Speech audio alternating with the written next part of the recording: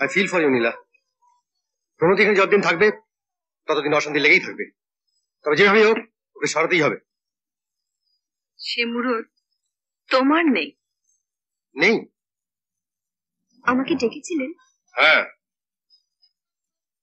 শোনো প্রণতি, মানে বলছিলাম যে ওই মিনমিন করছো কেন বলো তো? সামান্য কথাটুকু বলতে পারছো না? অদ্ভুত পুরুষ মানুষ। না মানে শোনো, তোমাকে আজ এক্ষুনি এ বাড়ি ছেড়ে চলে যেতে হবে, বুঝেছো? আপনি কে? এ বাড়ির যিনি মালিক তিনি না বলা অব্দি আমি এ বাড়ি ছেড়ে যাব না। প্রণতি,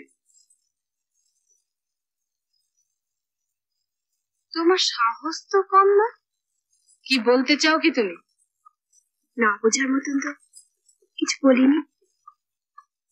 রাজশেখর রায়ের হৃদয়ে আপনিও থাকেন, আমিও থাকি। কি বলছো প্রণতি? ঠিকই বলছে। প্রয়োজনের সময় বিপদের দিনে যাকে আমরা ডেকে এনে রাজবধূর সিংহাসনে বসিয়েছি তাকে তো এভাবে বিসর্জন দেওয়া যায় না নীলা দেবী। আগে অষ্টমী পুজোর ঢাক বাজুক, নবমীর রাত কাটুক, দশমী আসুক, উচিত অনুচিতের তফাৎটা তুমি হারিয়েছো রঞ্জন। এরপর আর আমাকে দাদা বলে নাই বা ডাকলে। এসো প্রণতি।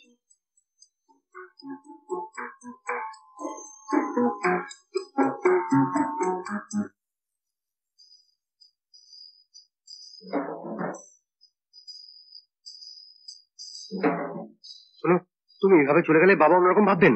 থামো। তোমার বাবা কি ভাবলেন না ভাবলেন তাতে আমার কিছু এসে যায় না। রাস্তার একটা মেয়েকে যখন উইল করে সর্বস্ব দিতে পেরেছেন তখন তোমার ক্ষমতা যে কতখানি সেটা আমার বোঝা হয়ে গেছে। নীলা শোনো, কটা দিন সময় পেলে। তুমি কি ভেবেছিলে তোমায় ভালোবেসেছি বলে বিয়ের পর আমি গাছতলায় গিয়ে দাঁড়াবো? এই ফ্যামিলিতে আমার সিকিউরিটি কোথায়? তো আমাদের সিকিউরিটি কোথায়?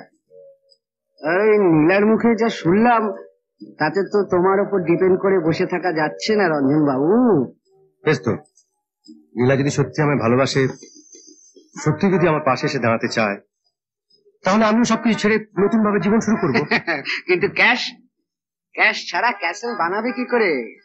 আয় তাছাড়া আরো একটা কথা,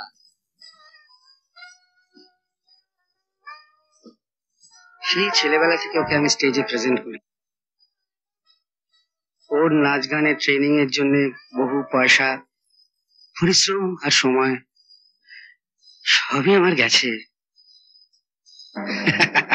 এখন এই বুড়ো বয়সে ও যদি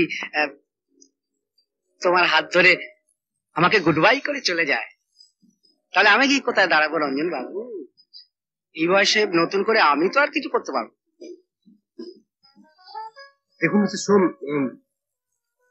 শোনো, আমার ভবিষ্যতের নিরাপত্তার জন্য 50,000, আর আই মিন টু সে মানে সত্যি যদি তুমি তোমার বাবাকে ছেড়ে নীলার সঙ্গে নতুন করে ঘর সংসার মারতে চাও তাহলে আরো 50,000।